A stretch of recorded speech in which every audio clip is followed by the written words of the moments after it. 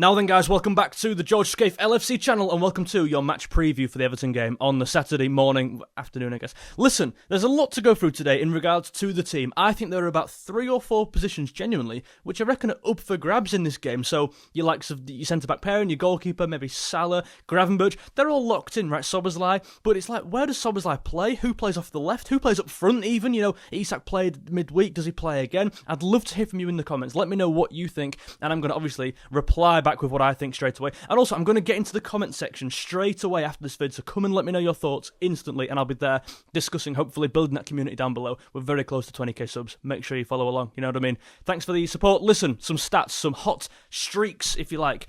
Liverpool have scored first in all of their 5 games this season. Interesting. Liverpool's league games this season have witnessed a joint high in the league, 11 second-half goals. So 11 second-half goals have been scored, and that's the highest in the Premier League for any club. Interesting.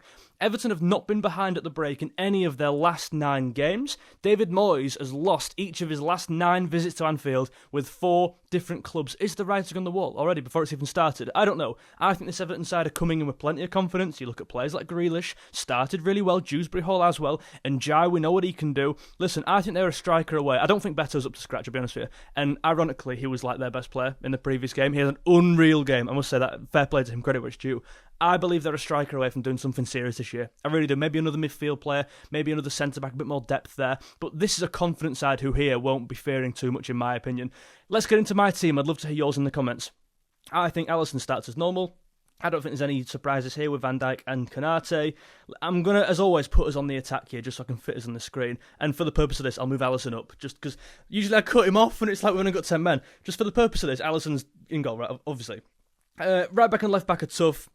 I've actually sided with Andy Robertson, and this is... Listen, I think midweek he really took his chance. He was given that chance and he took it with both hands. I believe... A lot of people are saying, you know, we need some sort of calm, cool head in this game, hence why Kerkez shouldn't play. And I do think that's a bit unfair on Kerkez, because, yeah, he's not started very well, but he's starting in a new side. He's still a young player, by the way, and he's been pretty rash. I get that. He's gone to ground a lot, and Robertson, you'd like to think, wouldn't do that. He's an experienced pro. He knows what it takes in these games, these Merseyside derbies, which require so much more. I get that, but I do think people are being quite harsh on Milos Kerkez in terms of, like, he's not the fucking fella from Tracy Beaker who would, like, launch chairs at people. He's not some sort of hothead, angry... He's just, why have I put end on there? He's just not so much found his feet yet. And I do believe he'll come good. I just don't believe... It's not a bad thing. I would just pick Robertson genuinely because he had a good game on midweek. And I think that should be where we leave it. It's not a reflection on Kerkez's poor games. I just think if you're going to rotate these two over the year, which is what we're going to do, I think Kerkez will play 65-70% of the games and Robertson will pick the load. You've got to trust him. You've got to throw him into games. And no game's so much like better than this, right? There's no games... If you can't play him here, where can you play him? Everton at home. He's played in these fixtures before. He's won a lot of these fixtures before. He knows what it takes to win. I'd play Robertson for that reason. No slants on Kerkez. I just think he had a good game midweek. I thought he was quite good as well against Atletico. And then your right back, the right back's tough. I want to come on to it later. Obviously, where's Gravenberch? 638. Gravenberch obviously plays. He's arguably been our best player in the last 2 games. Certainly for me against Atletico, he was probably our best player. Look at the Bournemouth game. He didn't play. We were in trouble, right? He's shown how important he is to this side working in terms of not just actually defensively, but I think actually going forward. This year for me, he's shown a lot more of what he can do. On the ball, breaking lines, running with the ball, which I love when he does that. I said that last year. He doesn't do it enough. He's got the skill set, the capabilities to do it, to turn off a centre-back, receive it off a centre-back, turn, and then go forward and travel with the ball. I don't think McAllister's as good as doing that. I think McAllister's a way better passer of the ball than Gravenberch, I've got to say. Maybe not way, maybe that's disrespectful. He's a better passer of the ball. I believe McAllister is a more clean footballer than Gravenberch. However, going forward, I don't think many players in the league can do what he can do in terms of travelling with the ball and kind of moving us up the thirds, right? Gravenberch is great and he comes in this team. I think the other position's a bit more tough, I've got to say. Do you know what I'm going to go for, actually? And you might disagree with this entirely.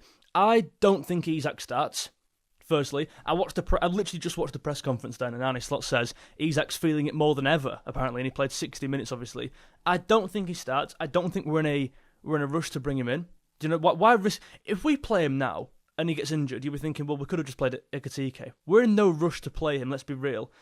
With respect to Everton, of course, that's not me saying Everton are a bad team. I literally started the video by saying they're a very good team. It's not about that. It's about Ekitike's here, he's doing everything well. I think you use him. Like, people are talking like it's a bad thing. Let's not talk about, it's bad that Isak's playing. Talk about it's good that Ekitike's playing, right?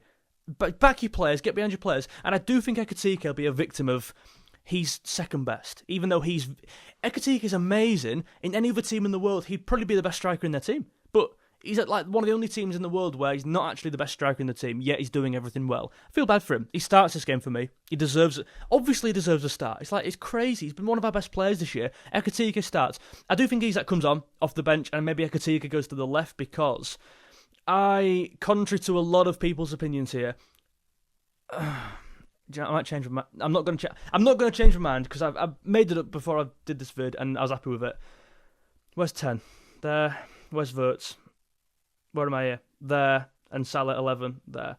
That was my team. Oh, right back. Shit. Come back to the right back. So my team's a 4-2-3-1. And I've got Szoboszlai in a midfield. Midfield 3, if you like. I think we did this, obviously, against Atletico. A midfield 3 for the first time, really, this season, with Verts off the left, and I really enjoyed what I was seeing off the left. I just think it's something new. It's a bit of an ignition into maybe... let's just call a spade a spade. I think he's been quite good this year, but he's certainly not hit the ground running to the £100 million mark we all thought maybe he would have. I think this is a case of it can't go terribly, moving him to the left. I think he had a good game against Atletico when he was on there for the brief spell at the end he was. But I just believe it's the ignition he needs. Maybe lift him off the ground. Like something different, right? It's not going amazingly well here. Move him to the left. He played there, for Leverkusen, kind of in the left half space, drifting off the left of a striker. And I just believe you've got to play for 90 minutes here. You've got to set your team up for 90 minutes, and starting him there allows Gakpo to come off the bench and bring Verts off, because I think he will come off. He's been coming off in all the games recently. It allows Isak to come on for Ekitike. But if you start Verts there and you start Gakpo, it's like, who's going off the... Okay, let me show you this, right? If we start this, which we've been doing this year, Szoboszlai to the right maybe, or right back, it's like two of these players have to come off. Isak will come on. Who's playing on the left? If Gakpo comes off, which he probably will, Ngamo is also a left winger who could come on. You need to, for me, start one of these left wingers on the bench to then bring him on. I hope I'm making sense there. I realise I've worded that terribly, but I know what I mean.